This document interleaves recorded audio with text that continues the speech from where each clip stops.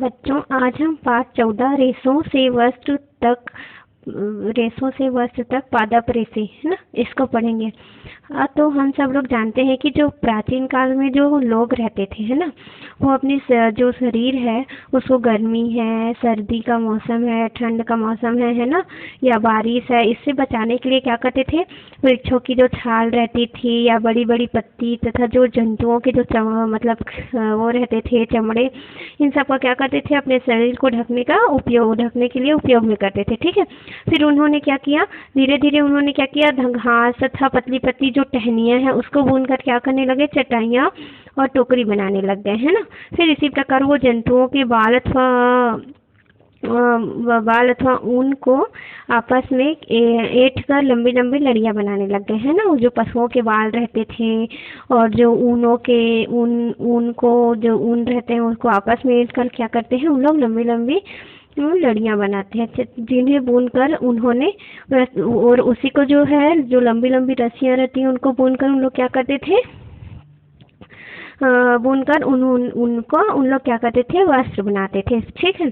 उस समय उन लोगों को क्या करता था, सिलाई आना नहीं आता था, है ना। फिर इन्हीं वस्त्रों मतलब जो क्या रहता था, इन्हीं वस्त्रों से उन लोग क्या करते थे, अपने शरीर को ढक लेते थे। ठीक है। फिर सिलाई की सुई के आविष्कार, मतलब क्या हो गया, लोगों को वस्त्र सिलाई कर पहनने के लिए के कपड़े तैयार किए गए, है ना। फिर सिलाई की सुई जो आ गई का आविष्कार हुआ, है ना। फिर साथ में उन लोग क्या करने लग गए, वस्त्र की सिलाई कर पहनने लग गए, है ना। फिर कपड़ों की तैयार किए, है ना। फिर पहनने के कपड़े क्या किए उन लोगों ने, तैयार किए। फिर समय के साथ साथ सिले कपड़े में जो क्या है वो विविधता आई, मतलब अंतर आने लग गया सिले हुए कपड़ों में, है ना। फिर सोचिए, क्या हम अभी भी कुछ बिना सिले कपड़ों का उपयोग करते हैं, ऐसे कपड़ों को की सूची बनाइए, है ना।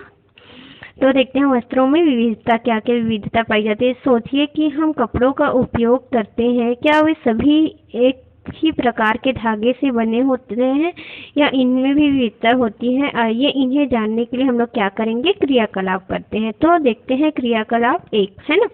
तो हम लोग इसमें आवश्यक सामग्री लेते हैं, बहुत सारे विभिन्न प्रकार के कपड़ों की क्या लेते हैं, कतरने, है ना। तो इसका मतलब छोटा छोटा टुकड़ा बहुत सारे कपड़ों का। फिर है लेबल करने के लिए पेन आदि, है ना, मतलब उसका वो लेबल कितना रखना है ना, कितना वो करना। आसपास आप किसी दर्जी दुकान में जैसे जाते हो, है ना, तो सिलाई के बाद कच्चे कपड़ों को कतरने एकत्र कीजिए, है ना, अलग अलग। फिर उसके बाद क्या करना, प्रत्येक कतरन को स्पर्श कीजिए। क्या सभी कतरनों को स्पर्श करने पर एक ही अनुभव होता है? नहीं होता, क्योंकि क्या होता है, देखो हर टाइप का कपड़ा क्या होता है, अलग अलग होता है। दर्जी की सहायता से उन कतरनों पर सूती, रेशमी, ऊनी, संश्लेषित का लेबल लगाइए, है ना। उसके बाद कपड़े की कतरन को ध्यान से देखिए, क्या आप कपड़े की बुनावट देख पा रहे हैं ना, तो कपड़े को ध्यान से देखना, तो उसकी बुनावट देखना, है ना, सब कैसा होता है। अब देखते हैं क्रियाकलाप 2। अब हम लोग इसमें क्या करते हैं, सूती की कतरन लेते हैं, सूती कपड़े की कतरन और सुई, है ना, आदि। फिर कहते हैं सूती कपड़े की कतरन लीजिए, सूती कपड़े की हम लोग क्या लिए, एक कतरन लिए, उसके एक सिरे पर स्थित ढीले धागे को ढूंढ कर उसे बाहर खींचिए। जैसे जो एक सिरे का जो कपड़ा है उसको क्या ढूंढ कर क्या करेंगे, ऐसे क्या करेंगे, उसका धागा खींचेंगे। यदि कोई धागा ढीला ना मिले तो सुई या पिन की सहायता से क्या करते हैं, उसको ढीला कर लेंगे, है ना। अगर ढीला नहीं मिला तो उसको ढीला कर लेंगे। फिर उसको खींच कर क्या करते हैं, बाहर निकाल लेते हैं, है ना। जैसे ये खींच कर क्या कर लिए, बाहर निकाल लिए। ठीक है। उसके बाद हमने देखा कि धागों को एक व्यवस्थित क्रम में करने से वस्त्र बनता है ना। एक व्यवस्थित क्रम करते हैं तब उसका कपड़ा बनता है ना। अब सोचिए कि ये धागे किससे बनते हैं। अब देखते हैं क्रियाकलाप 3 क्या है ना। सूती वस्त्र निकाले हुए धागे को हम लोग, जो सूती वस्त्र के धागे निकाले थे उसको मेज पर रखते हैं। ठीक है। उसको अपने एक क्या करते हैं, एक अंगूठे से क्या करते हैं, दबाएंगे तथा दूसरे सिरे को हम लोग क्या करते हैं, नाखून से खरोचते हैं। तो फिर हम लोग क्या देखते हैं, धागे में पतली पतली और लड़ियां दिखाई देती है, क्योंकि वो क्या होता है, बहुत सारे धागे उससे मिलकर एक मोटा धागा बनता है ना। सुई में जो है धागा डालते समय हम लोग देखते हैं कि जो धागा है वो कई मतलब सिरों से पतली पतली लड़ियों में क्या हो जाती है, वो पृथक होते जाता है। उस समय धागे को सुई के छेद के बाहर निकालना क्या हो जाता है, हम लोग को कठिन होता है ना, क्योंकि वो एक ही बहुत सारा हो जाएगा तो वो खिंचा जाता है ना। तो धागे की ये पतली पतली लड़ियां और अधिक पतली पतली लड़ियों से क्या होती है, मिलकर मिलकर बनी होती है, बताई ना मैं, जिन्हें हम लोग क्या कहते हैं, रेसे कहते हैं। वो बहुत सारे रेसों से मिलकर बना रहता है, वही है तंतु या रेसे बोलते हैं। ऐसे रेसे कहाँ से प्राप्त होते हैं? जैसे कि सूती, जूट, रेशमी तथा ऊनी वस्त्रों के रेसे वनस्पतियों तथा ये जो सूत, जूट आदि जो वनस्पति से भी प्राप्त होते हैं और जंतुओं से भी प्राप्त होते हैं, तो इन्हें प्राकृतिक रेसे कहते हैं। और जो कपास तथा जूट के रेसे पौधे से प्राप्त होते हैं उन्हें वनस्पति या पादप रेसे कहते हैं। ठीक है। ऊन व रेशम जंतुओं में प्राप्त किए जाते हैं, है ना। जो ऊन व रेशम रहते हैं वो किस में प्राप्त होते हैं? जंतु से प्राप्त होते हैं। और जो कपास तथा जूट है वो किससे होते हैं? पौधे से। तो उन्हें क्या बोलते हैं? वनस्पति बोलते हैं। ठीक है। उसके बाद क्या है, इन्हें जंतु रेसे कहते हैं ना, वो जो जंतुओं से प्राप्त होते हैं। फिर जंतु रेसे से खरगोश, याक या ऊँटों के बाल से भी प्राप्त किए जाते हैं। रेशमी रेसे रेशम कीट के कोकून से प्राप्त किए जाते हैं। जो रेशमी रहते हैं वो रेशमी धागे के क्या आते हैं? कोकून से प्राप्त किए जाते हैं। अब देखते हैं, हजारों वर्ष तक वस्त्र निर्माण के लिए केवल क्या करते थे हम लोग? प्राकृतिक रेशों का ही उपयोग करते थे। लेकिन कुछ साल 100 वर्ष पहले ही जो है रासायनिक पदार्थों से भी क्या होने लग गया है? रेशों का निर्माण किया जाता है। उन्हें संश्लेषित रेशे कहते हैं, जो रासायनिक से प्राप्त होता है ना। टेरेलिन, पॉलिएस्टर, नायलॉन और एक्रिलिक संश्लेषित रेशों के उदाहरण है ना। उसके बाद हम विभिन्न ऋतुओं जैसे बारिश और गर्मी में किस प्रकार के वस्त्र पहनने चाहिए और क्यों। अब देखते हैं कुछ पादप रेशे, है ना। कुछ पादप रेशे क्या क्या है उसको हम लोग देखते हैं। ये रेशे जो क्या होते हैं, वो क्या होते हैं? पौधे से प्राप्त होते हैं। अतः इनका नाम भी संबंधित पौधों के अनुसार होता है ना। जैसे उनका नाम है उसी पौधों के अनुसार होता है। प्रमुख पादप रेशे इस प्रकार है, जैसे कपास आप लोग घर में देखना मम्मी लोग लगाते हैं। कपास के पौधे से जब फूल झड़ जाते हैं तब कोए या डोडे निकल जाते हैं। ये कोए परिपक्व होकर क्या हो जाती है? देखना उसका बड़ा सा बीज टाइप रहता है, फिर वो क्या हो जाता है? फट जाता है ना, परिपक्व होकर। इनके अंदर से क्या होती है? व्हाइट व्हाइट, देखना रुई निकलने लगती है ना। अब देखते हैं सेमल।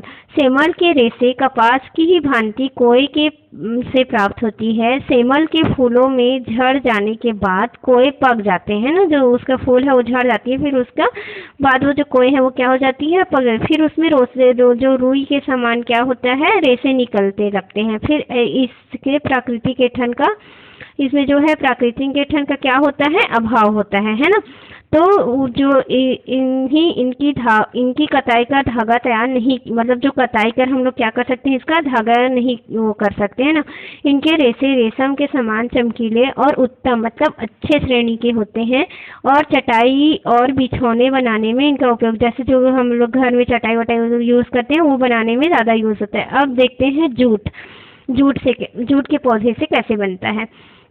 जूट के पौधे से प्राप्त रेशों को हम लोग सामान्य भाषा में टाट कहते हैं। टाट, है ना। हाँ, जूट के पौधे को नमी और गर्मी की आवश्यकता होती है ना। जो जूट के पौधे रहते हैं उसको नमी और गर्मी की आवश्यकता होती है। जूट का पौधा 12 से 15 फीट क्या होता है? फुट ऊंचा होता है। ठीक है। फूलों के मुरझाने के बाद बाहरी पौधे को क्या कर लेते हैं हम लोग? काट लेते हैं। उसके तने को कई दिनों तक पानी में क्या करते हैं? डालकर उसको गला देते हैं, है ना। फिर इसके तने को हम लोग क्या करते हैं? बाहरी छाल, इसके जो तने की बाहरी छाल है उसको क्या कर लेते हैं? अलग कर लेते हैं। और शेष भाग को कोमल एवं पीले चमकदार रेशे प्राप्त होते हैं, है ना। और जो शेष भाग होते हैं कोमल और पीले रंग के क्या होते हैं? चमकदार रेशे प्राप्त होते हैं। जूट के बोरे, दरियां, जूट से मतलब जो है जूट वाली जो रुई निकलती है, जो धागा मिलता है अपने को, रेशम मिलता है, वो बोरे, दरियां, गलीचे बनाए जाते हैं। ठीक है। उसके बाद नारियल का रेशा, यह नारियल की छाल के ऊपर क्या होता है? स्थित रहता है। इससे गद्दियां या रस्सी तथा रस्सियां बनाई जाती है। ठीक है। गद्दियां और रस्सियां बनाई जाती है, नारियल के छाल से ऊपर स्थित होता है। ये क्वेश्चन आंसर आप लोग बना के लिख के भेजोगे, है ना। अब देखते हैं वस्त्र निर्माण कैसे होता है। धागे का निर्माण यानी कि कताई। हम लोग पहले वस्त्र बनाने के लिए क्या करेंगे? धागे का निर्माण करेंगे। तो ये क्या है? ये धागे कताई करने का मशीन है, चरखा है ना। ऐसे वस्त्र की मूल इकाई है ना। मूल इकाई मतलब इसी से ही वस्त्र बनता है। अगर रेशा ही नहीं रहेगा तो हम लोग वस्त्र बना सकते हैं क्या? नहीं। रेशों से वस्त्र निर्माण की प्रक्रिया का प्रथम चरण जो क्या होता है? वो कताई होता है। कताई का काम जो क्या होता था पहले हम लोग, हाँ पहले के लोग क्या करते थे, हाथ से ही करते थे। फिर उसके बाद क्या हुआ, तकली और चरखे का क्या हो गया, आविष्कार। आविष्कार से समय और श्रम क्या हो गया, दोनों की क्या होने लगी, बचत होने लगी। औद्योगिक क्रांति में वस्त्र निर्माण के क्षेत्र में नए युग का आरंभ किया गया। ये जो है आधुनिक क्रांति के में हुआ, वस्त्र निर्माण के क्षेत्र में नए युग का आरंभ हुआ, है ना। रेशों को प्राप्त करना, उन्हें साफ करना, धागा बनाना और अंत में धागे से वस्त्र बनाना, इन सभी कार्यों के लिए अब अलग अलग प्रकार की क्या होने लगी, मशीन बनने लगी। मतलब रेशम अलग करने के लिए, रेशम कटाई करने के लिए, है ना, वस्त्र बनाने के लिए, है ना, साफ करने के लिए, सबके लिए क्या हो गई, अलग अलग प्रकार की क्या हो गई, मशीनें आने लग गई, है ना। उसके बाद रेशों को धागे में बदलना, जो रेशे हैं उसको हम लोग धागे में बोलते हैं, उसी को हम लोग क्या बोलते हैं, कताई कर कहलाता है। यह वस्त्र निर्माण क्रिया का पहला चरण है। इसके बाद धागा बुनाई के लिए तैयार समझा जाता है ना। ठीक है, उसके बाद करघे से बुनाई, क्रियाकलाप 4। अब करघे से कैसे बुनाई होती है उसको क्रियाकलाप 4 के माध्यम से समझेंगे। आवश्यक सामग्री लेते हैं, 2 रंग के कागज की शीट और कंघी लेते हैं और पेंसिल।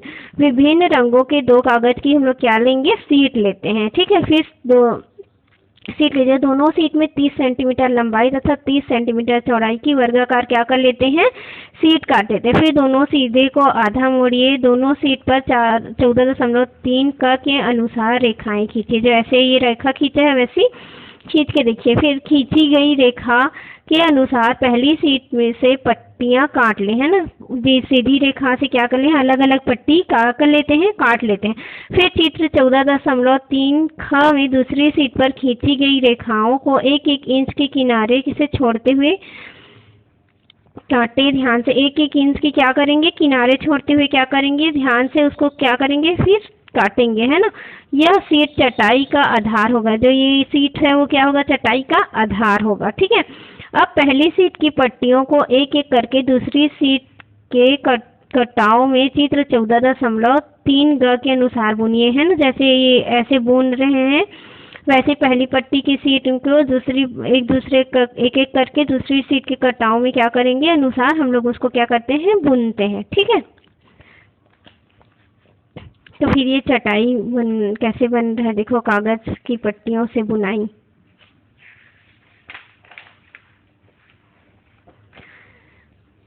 फिर है, अब इसको अगली क्लास में करेंगे, है ना।